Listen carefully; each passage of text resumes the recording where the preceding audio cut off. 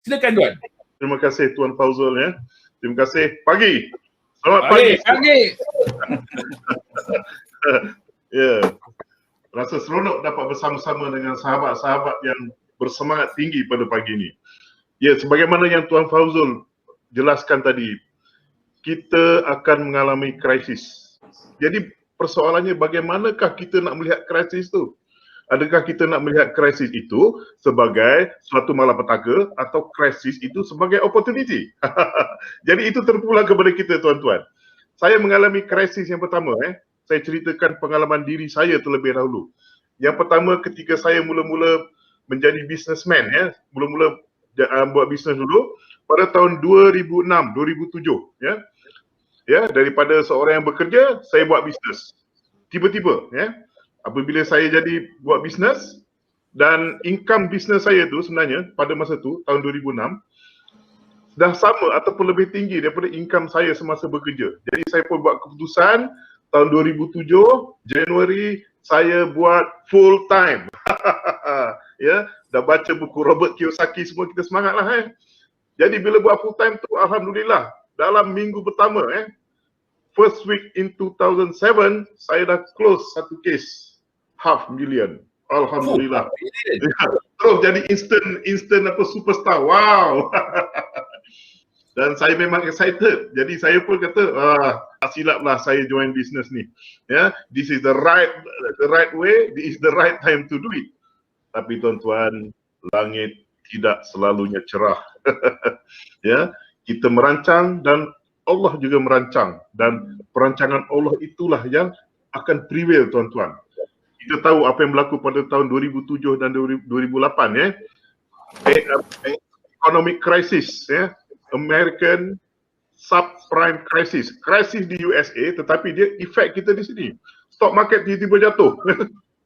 Walaupun tidak seteruk pada tahun 1997-98, tapi stock market tetap jatuh, Dan investor saya pun datang kepada saya, marah-marah.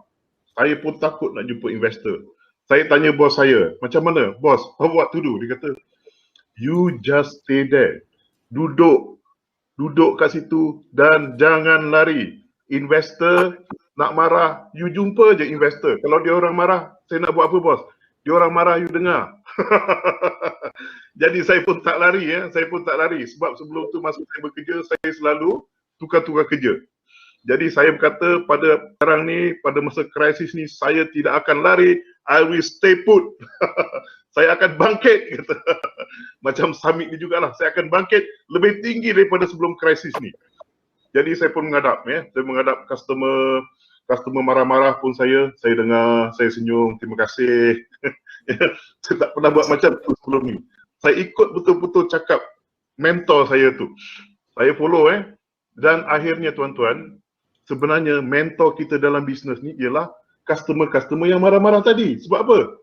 Sebab mereka akan bertanya soalan-soalan yang tidak diajar dalam training, tak diajar dalam buku.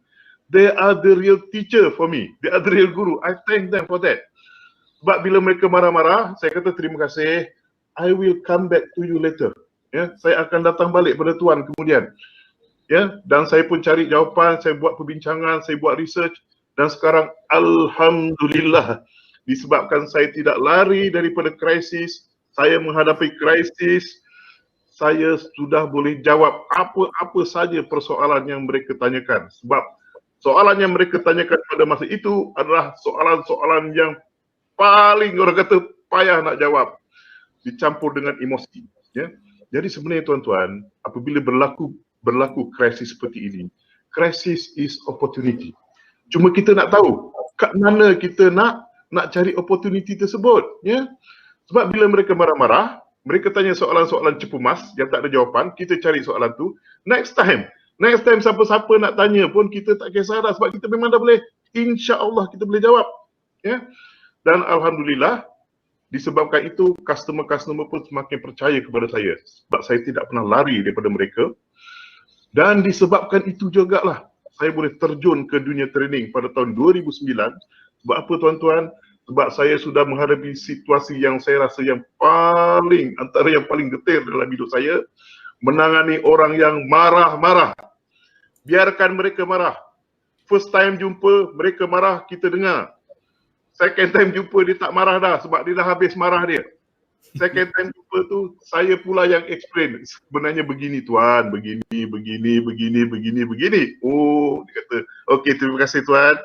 Jumpa kali yang ketiga, close case. Alhamdulillah. Jadi tuan, sebenarnya krisis bukanlah satu perkara yang luar biasa. Jadi bila berlaku krisis pandemik yang terbaru ni, COVID-19, saya sudah bersedia.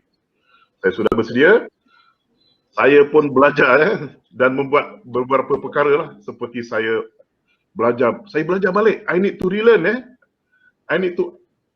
sebab sebelum ni masuk training, saya selalu bagi tahu dekat participant, you remember 50 years ago Alvin Toffler dah tulis satu buku, Future Shock. You must unlearn, unlearn and relearn, Sebab kalau kita tak boleh unlearn and relearn, kita akan menjadi irrelevant sebab knowledge yang kita belajar semalam sudah tidak relevan pada hari ini. Jadi kita kena belajar perkara baru. Dan knowledge yang kita belajar pada hari ini mungkin tidak relevan esok. Jadi sentiasa bersedia. Keep it up, itu untuk first round. Jadi saya serahkan kembali kepada Tuan Fazul. Terima kasih. Okay. Terima kasih kepada Tuan Fakhrul Razi. Alhamdulillah tuan-tuan. Nampak gayanya.